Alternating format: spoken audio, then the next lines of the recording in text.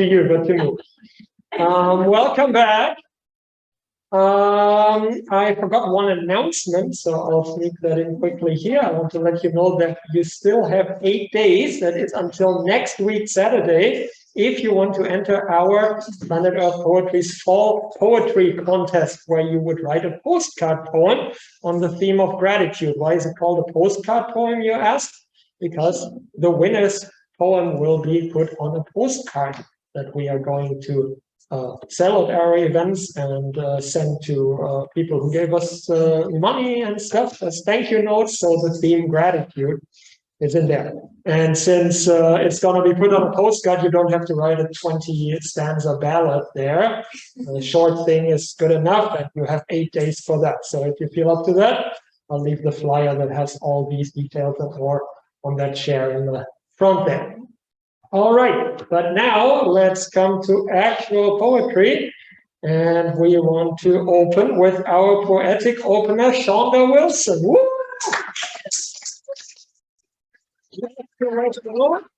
Shawnda is a visual artist and writer of fiction who currently resides in Victoria, BC. That's where we are right now. And she is here with us.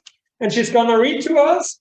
And she is selling her chapbook, The Year Everything and Nothing Changed, as a limited numbered edition for $10. Only $10? Only $10. Shawnda, please come.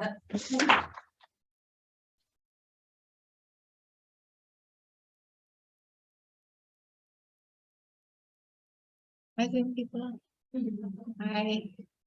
Is this tall enough for me? No. Not for you.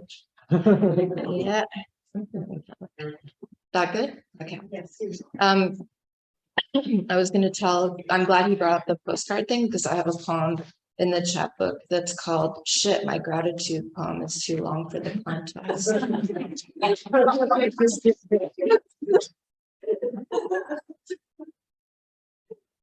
Okay, so this is called Take Me Back to Wyoming.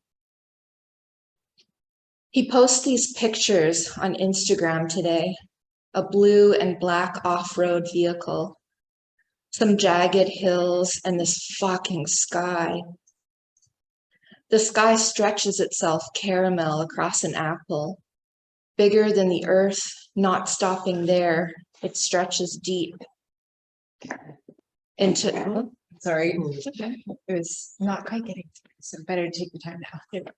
okay, better? Yeah. Good? Okay, I probably was leaning back.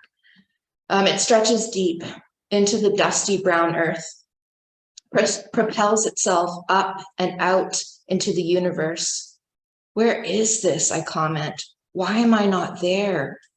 Wyoming, he comments back with heart-filled eye and laughing emojis. Fucking Wyoming. Flashback to road trip from New Orleans to Vancouver Island in 2013. The most dangerous person in my life is driving. I'm drinking whiskey for breakfast because I can already tell this is a big mistake. Thank the gods and always Papa Legba, I have my dog Wendigo with me. Right now, she is off in something like a field, except that it goes on and on for miles. She is so far from me. I see these two tall, speckled brown ears of a jackrabbit bouncing, rebounding off the trampoline of earth crust. Wendigo is a black blur of spilled paint, pink tongue tossed, flapping wildly from the side of her face. I want to run with them, to keep running. But something inside of me has broken, so I whistle for her, step back up into the doom of the motorhome. Pouring myself a stiff drink, I take my place in the navigator's chair. I put headphones in, but he talks at me steadily still. So I nod my head at random and pray that a semi-trailer will come crashing into us, crush our bitter bones, kill us and save me from what is to come. I add a prayer that Wendigo will escape unharmed and find her way home. Memories are what I am most afraid of. the agony of them, the way they are incapable of self-improvement. Time does not heal. Whoever told you that was a liar.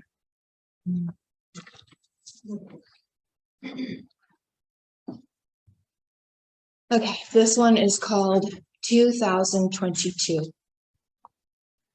I don't like surprises like being punched full in the face. Still, if you bought me a ticket back to that day on the school steps, the stolen bottle of good white wine slipping from my grip, the condensation, then smack your fist my face, I still might go back to have the moments leading up and after. I've been hiking a lot. You can't keep up, but there's not much else to do on a lumpy forest island. My pack is too heavy, so I've been dropping things along the path and discovering I can pretty much live without any of it. Professionally, I'm an actor who plays a girl who doesn't like eating in fine dining restaurants or Hendrick's gin. She's a real bore, actually. She enjoys cold showers and serious cinema. I didn't audition for the part, it just fell into my lap, cut my legs off in the process. It's a bit heavy. If you put that pistol in my face this time, I might lean in. This time I might not berate you with empty threats. I can see the end of the line now, thank the gods, but I have to warn you, I was absent-minded with regards to punching the time card, so I wouldn't hold your breath for my last check. But I'll leave the walk-in closet full of items you might enjoy or have a hard time getting rid of.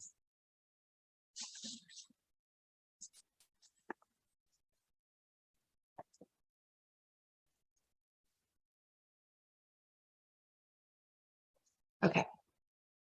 This one is called I Grew This in My Body. Picture him on the sofa, the short one with too much bounce. Rough black and white checked fabric. He slouches, half nod, left arm crooked behind head, plastic bags of pills and packets in his lap, more bags beside and at his feet. He says, please leave. I can't see you like this. I am a bungee cord, frayed, old. He pulls at my hooks, together, apart, together, securing nothing. I leave so he can call. She put me out, Ma. I was throwing up, Ma. Please leave, she said, Ma. Mama, I told you to go. I have nowhere to go. Please, Ma. Because I am always crying and he keeps napkins in the glove compartment, only it's full of handgun. What is this? I ask a stupid question. Don't want to talk about it, is his right answer. Don't look at me. Scratching, picking scabs. He cries, telling me how much he hates me for hating himself.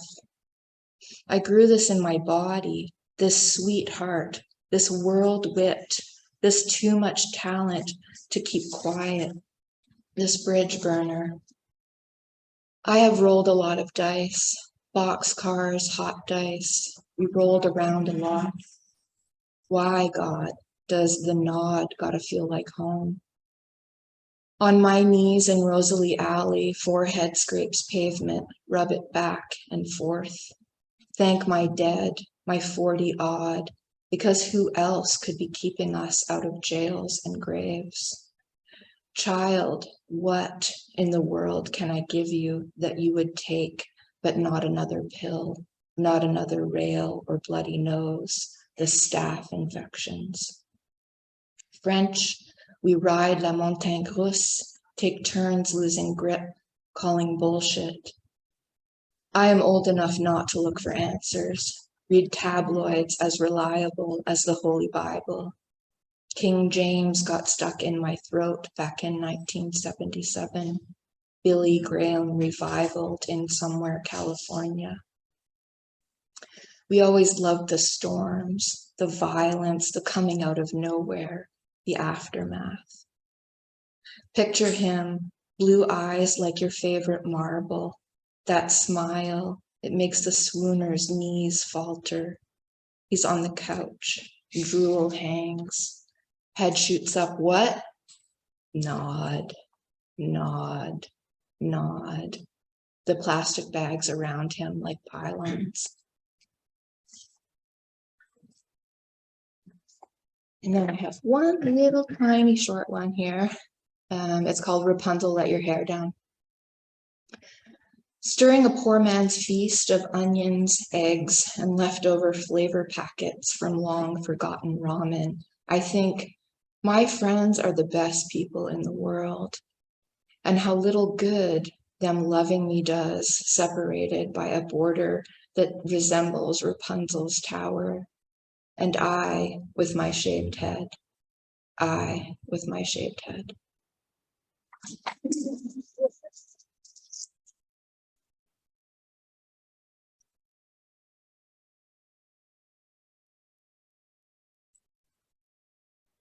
Thank you very much. I'm impressed. I'm sure I'm not the only one here. One more round of applause for Shawnda, please. And don't forget that she has chapbooks on sale there for only $10. A limited and numbered edition. Okay, and with this, we come to our featured reader of tonight, Tyler Pennock. Woo! Tyler Pennock is a Two-Spirit Queerdo from Faust, Alberta, and is a member of Sturgeon Lake Cree Nation.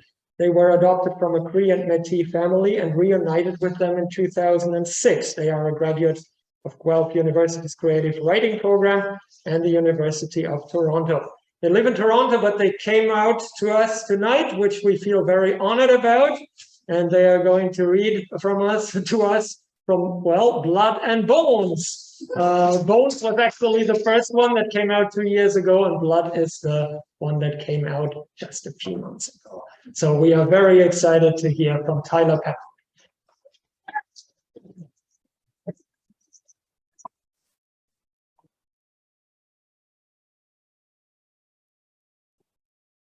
Anyone remember Match Game PM? Okay.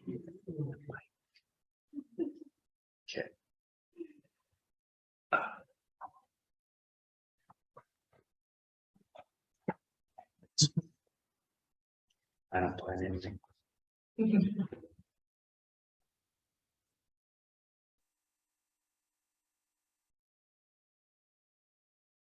So if you're gonna, the weird part about being a poet reading, so when you get to books, it's weird because on your screen and in paper, it's easy. You just bring the papers you need. That's what the book works.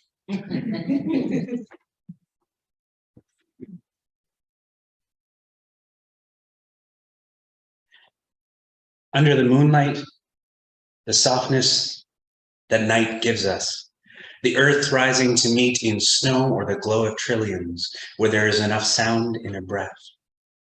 In here I speak, gently step and story weave, sending out a thread of me, like a foot's condensation drying on a summer floor, hoping the memory of me survives in the eyes of others.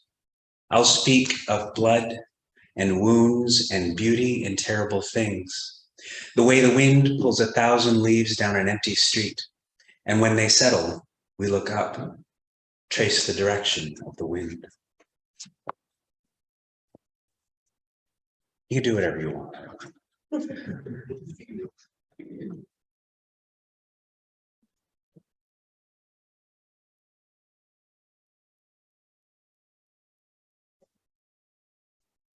I lied.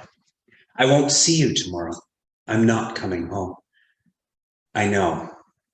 Like a light breath, there's no voice to make my effort real. I hope you won't mind my quietness in this. Instead of naming the connections or even trying, I'd rather leave. Lights trailing away, teasing out a long highway from me to you. Okay, here's where we open it up. I left here on March 17th, 1997. My intent was to go to Toronto for 1 year, and I've been there for 25. This book is largely a kind of I don't know, kind of a diary written to someone in particular who we did not like at the time, but is actually a pretty decent person now. I dated them. It was horrifying. I was horrified. And I later came to see the words to them as words to everyone that I loved. So if you see me choke up a little bit, because the reason I'm still alive is sitting right up. So if I choke up a little bit, just remember, I'm not crying, you're crying.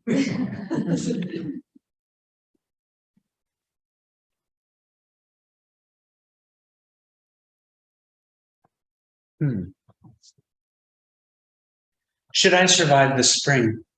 It won't be because I'm strong. Few of us are.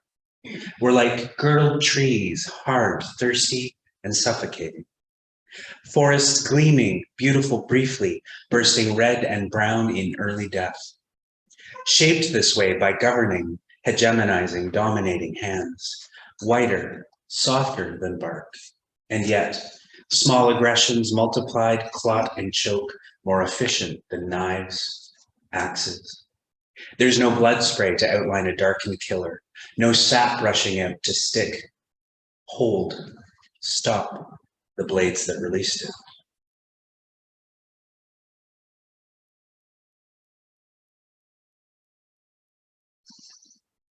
Okay, this one's gonna be fun. Okay, because we're in Victoria, I get to say some things. This, I don't know, there used to be a coffee shop. What was the street? This street, yes? Java? No, that would be Johnson. Johnson, right? Okay, so that's what this is really about. Brick walls and a couch in the corner where a photographer sat and smiled, me weak, while his girlfriend watched from the bar. I sat on the balcony with close friends aware that our return was anticipated by eyes eager to see how we moved in youth. Whether we did it smoothly, strong and calculating, as solid as their imagining, or if we moved like water, flexible and insistent. Every night leaving, we passed a jar holding biscotti that no one bought, and a sign that read, "The bread that goes both ways."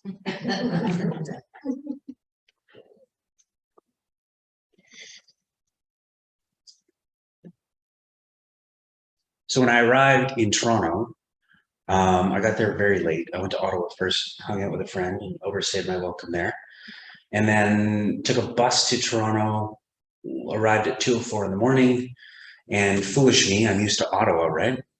So I go downtown, but there's nothing in downtown Toronto because like it's all banks and stuff, so there's no one there.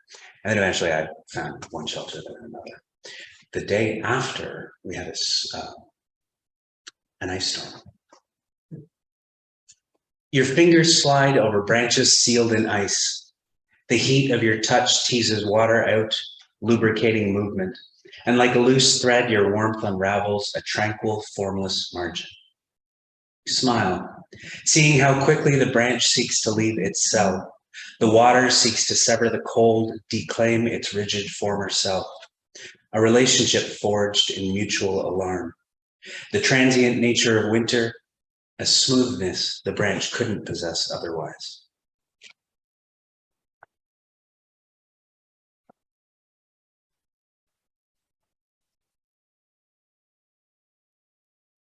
Remember the day I stole your car? We went to I was telling John, we went to an island. I don't remember the island. It was dark and there's not a lot of fun things going on. And then we went to Nanaimo. And then when I got back, shit. And I remember I had a callus because the gear shifter was wonky and it kept moving under your hand. Do you remember that? Yeah. Amazing what I can remember. I had a friend who would press his hands on the accumulating ice in a freezer repeatedly over months until his hand claimed its own space in the deep freeze. In my habit, I imagine the imprint of a hardened hand on the soul of a child, turned adult, turned child again. By memories that won't give up their hold, ice giving way to repetition and the slow melt, the slow and lustful surrender of one force to another. The learned helplessness of the ice matching the despair of a child turned adult, turned child again. Fractal beauty melted by frequent, unprepared, unsafe touch. In the light memory held by the ice, we are dissembled.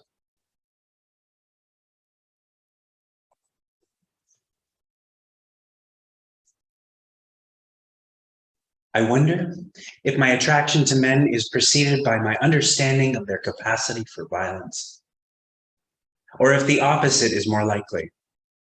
Is my attraction to you dominated by my fear of the other side, the chaos it brought to the edges of our house and our imaginings, sharp corners making us bleed?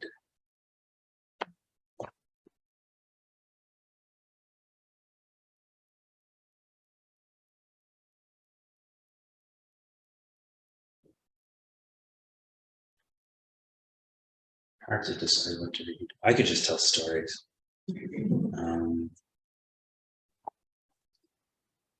It's funny how, like, me writing it this to the guy, it sort of becomes like a love letter to everyone. It's just weird that it's all full circle now.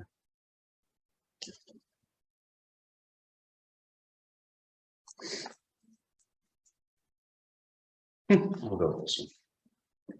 Intimacy now feels like two buildings watch the air move freely between them, hoping to join it, mourning their hardness while the world plays around them. It's like baking a cake. The guest is on their way. You're staring at the measuring cup, trying to will the flour into it, realizing the flour was missing long before you thought to use it. Or visiting the bar at 17, spraying infectious laughter and insight all over men who can't savor anything beyond the way your jeans just hang above your tailbone. Or a crystal growing kit stretching in a damp closet of the house you can't return to. An abandoned blossom unfolding in the darkness, unshared. It's every little thing made precious because it never happened.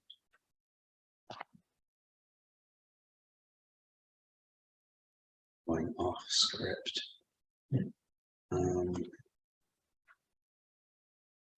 God, this was a weird place in the 90s. Yeah. Yeah. Almost every building I'm going by here is like, we partied there, we partied there, we partied there. Like, down the street, we partied here, right? Yeah, I remember, like, even the feel of my sweater.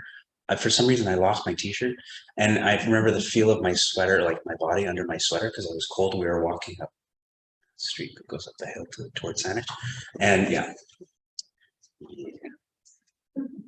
The other interesting thing is my launch in Toronto, Farzana Doctor, opened. And the cool thing was that she was my substance abuse counselor when I was 19, when I was escaping with her. Today, the YMCA YSAP worker asked about patterns. She said how you were the beginning of something that I'd been visiting since. I figured if remembering was like sandpaper, I would have already reduced everyone to the same dulled, low-resolution shape, and no one would be unique enough for my skin to notice. You are a handmark that stays before the blood returns, the impact of your dominance not yet ready to leap. Ever have that first love and they just don't leave your brain? Yeah. I fear the unseen moments that brought me here, the loose cords of an unformed knot awaiting the pull, the way the body gathers lethal elements for years, a slow, determined saturation, or the hum of weariness we wear like an old coat, where wet and cold are preferred over a little nakedness, and we can't part with what's killing us. You know what? So there's no names to these poems. And it's interesting whenever I write down which one I'm going to read, the words are always different than the last time I wrote it down because I'm thinking about a different thing. And the fun thing is when I ask people, like, what's your favorite poem? They're always like, the one where, and it's always a different answer. And initially I did that because I wanted to be a jerk and I hated titles. But later I found that because that was the case, I think it's really cool. I showed these pages to the photographer, not out of love, don't worry, but as a means of repaying him in the currency he demanded, vulnerability. He liked the poem about bones and how they bled. Fumbling, he suggested periosteum, to use for the barrier through which I scored the marrow, thinking I needed the word to describe it better, and that knowledge is neutral even when given. Denying the pain and work I needed to weave the picture, my picture. It felt like killing robins because you believe all mornings to be the same.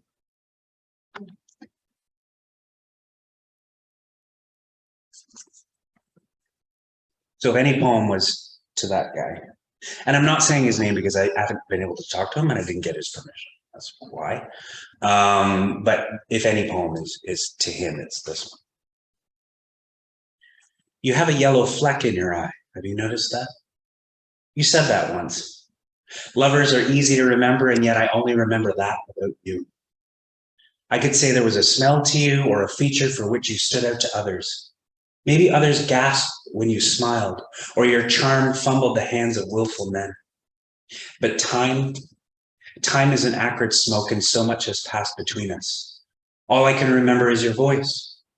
Except that I can't remember your voice, just that it was your voice that put the yellow spot on a mirror around which this tired face grew. Why don't eyes wrinkle? Waking is difficult for me. Sharp memories rise quicker than my heart can modulate. I've traded my fear of false teeth for a fear of someone shattering my teeth. Do you still have yours? We've fallen from a world of grass and flower beds into nails and hot irons.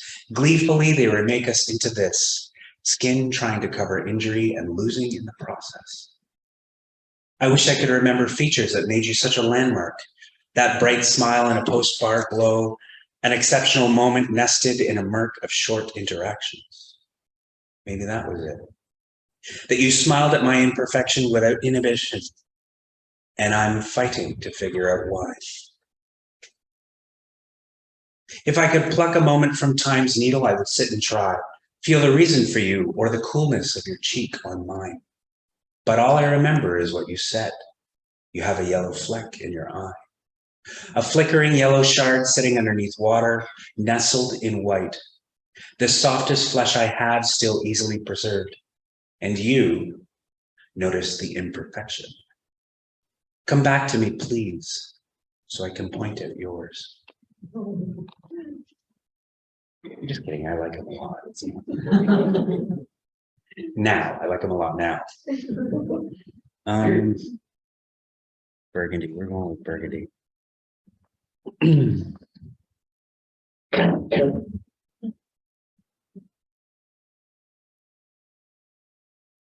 It's weird being back here.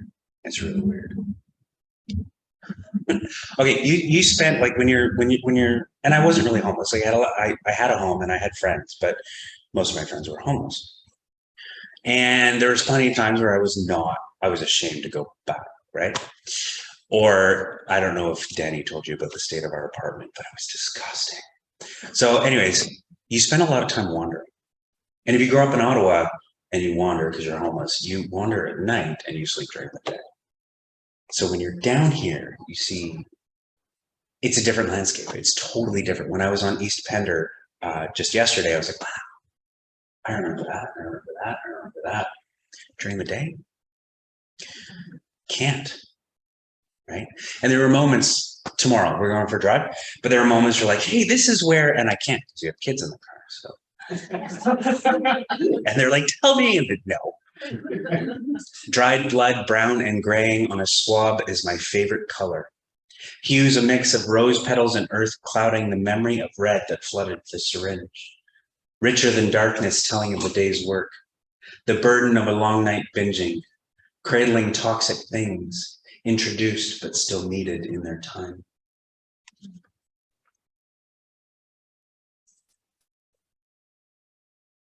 These are we're going for the really deep emotional ones. I used to hit leaves in the yard with a hockey stick that had no blade, forcing each one I hit against the wind for a moment. It wasn't the futility of it that hooked me, it was the repetition. Inside the house, my dad would chew the ends of his fingers until his nails were gone while watching sports, saying nothing. I started to believe the furniture was eating him and that more parts of him would disappear if I didn't break him free of it. But whenever I tried to speak, fear would win, approaching me with the smoothness of a centipede at night, crawling inside my mouth, over my tonsils, down inside me, resting inside my voice box. When I sat with my dad, it would grip tighter, swelling in my throat, pressing on my eyelids, until I gave up and returned outside to the certainty of leaves and wind.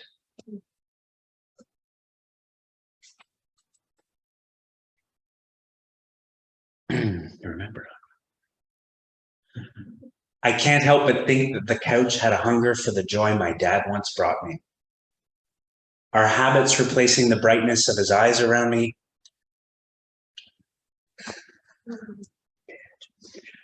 Sadness pulls a room like gravity, a feeling the only reminder of what it was you miss, like the warmth of a hug fading.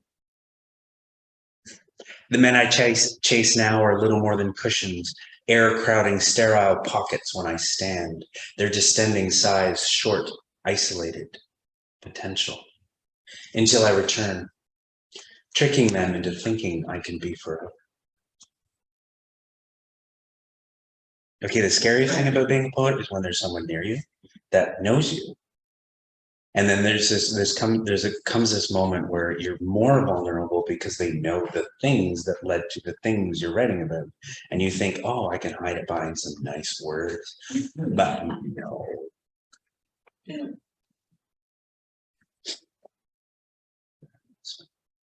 If feelings come in waves, then remembering is a shore. I've stuck in the path of a swell I can't see the bottom of. So I measure its brutality by the distance between troughs. The balance of extremes paid in destruction. A quickening mass wedging and kneading the rising bank that presses back. Dual compression forcing salt waves up, out, over, and through what my island had little time to grow.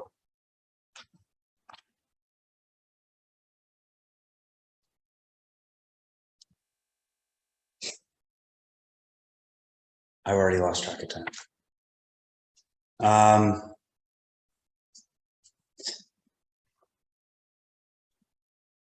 Okay. Let's get my resentment toward this person out. You laugh because you know.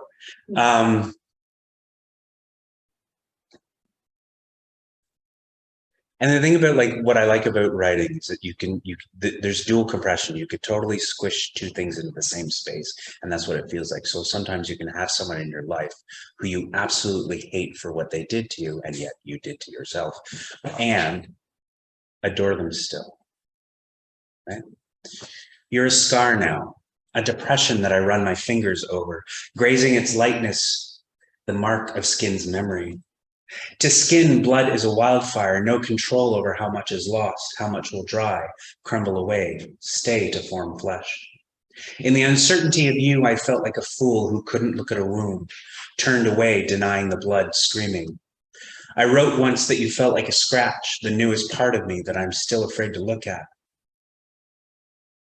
I don't know why all injuries, new or old, feel the same to me now. No difference between a room full of knives and a tear in my skin from which something might grow.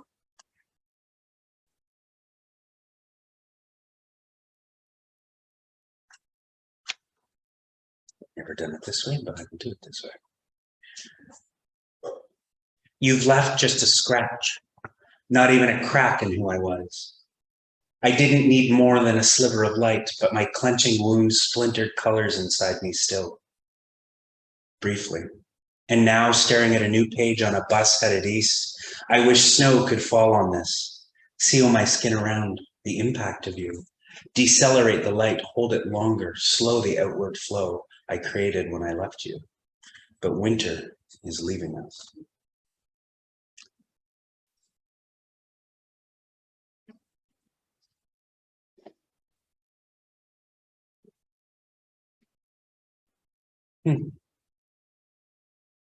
There's a richness others can't accept.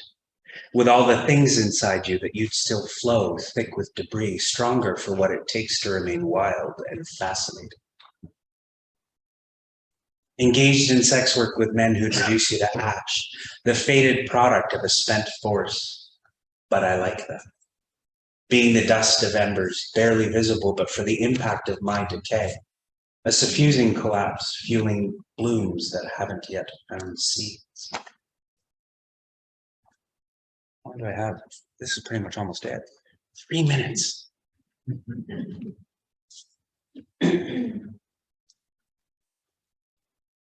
Okay, this is because of.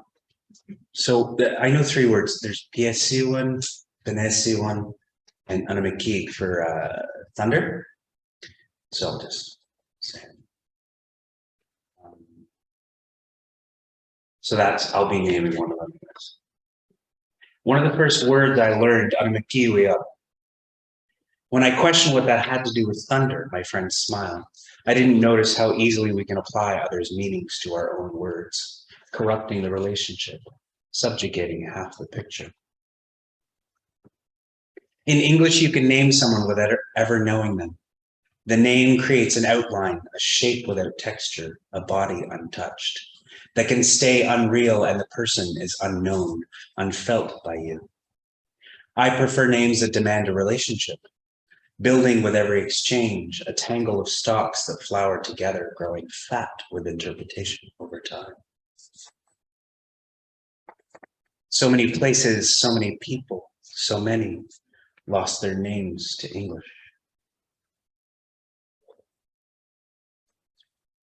Anamikik is just another form for thunder, with a missing meaning until you see the clouds reach down, splintering to push at the ground. They remain hidden behind the English version until you see them, standing on bolts, riding the earth like it was a flood tide. Thunder is only a warning until you're running away from it. The panic in 1, 2, 3 1,000ths isn't real until you're trying to get through freshly turned fields, the mud grabbing your heels as scorched air murmurs danger. I see now that I can't understand a word by knowing the definition alone. I need the experience.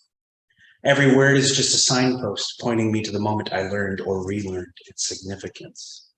True meaning is a memory scored deeply and beyond influence. And because we're in Victoria, and this is full circle, the only time I'm going to read the last poem. To ice, water is lava, and winter has ended. Thank you.